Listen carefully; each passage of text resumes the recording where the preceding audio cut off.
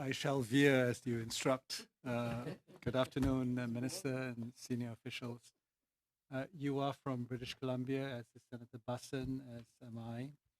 We have a population of globally savvy young people. Some are first generation, some are second generation.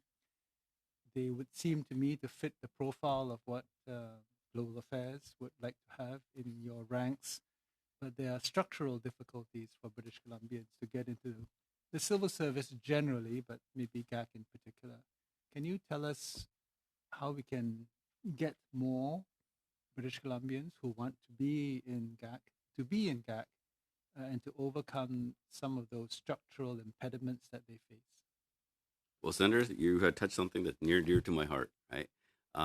Global Affairs Canada having giving an opportunity for the younger generation all across the country, and especially from British Columbia, making sure that you represent the actual diversity. So we had some great discussion, and Minister Jolie has started the reforms study within Global Affairs. This is an area that we're diving into, and Minister Ng as well.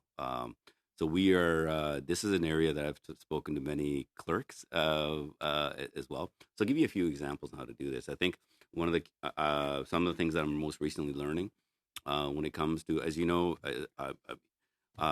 it's a fault of my own for not being able to speak French, but and I can make every excuse. But the challenges are there, and so we need to make sure that how do we make sure that our youth there get the access to French, for one thing. We have actually made greater investments in BC on this. But also, when somebody does qualify, very similar to the military, how do they get French training first? So that way, when you're in the system, you can start learning because you're in the environment. Like being in Ottawa for me, it may not seem like it, but my French is improving considerably. It's not a huge benchmark considering where I started from, but that's one of the impediments. The other things that we need to take a look at, Senator, is something that I've spoken to my deputy about and others, is how do we use global affairs and use the diversity of Canada? This is something that, honestly, we have not done well, but the enthusiasm and the will is there within all officials. I'm seeing being in this portfolio or an international portfolio, leveraging what the diversity that we do have right now. So this is an area that I'd love to be able to chat more about this. I know we don't have as much time on this.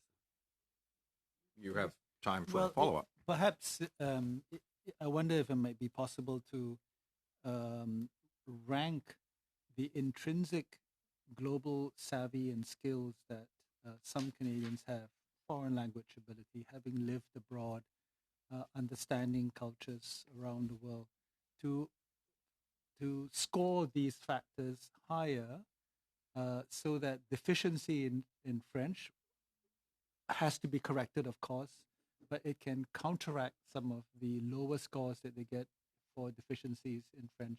I can see why you wouldn't do that in other departments which don't have as much of an international exposure. But for GAC, where being internationally oriented is the raison d'etre of being in the department, you would think those kinds of attributes would be given a higher score. It's more of a comment than a question. It's because you've run out of time, Senator Wu. But it's something certainly we can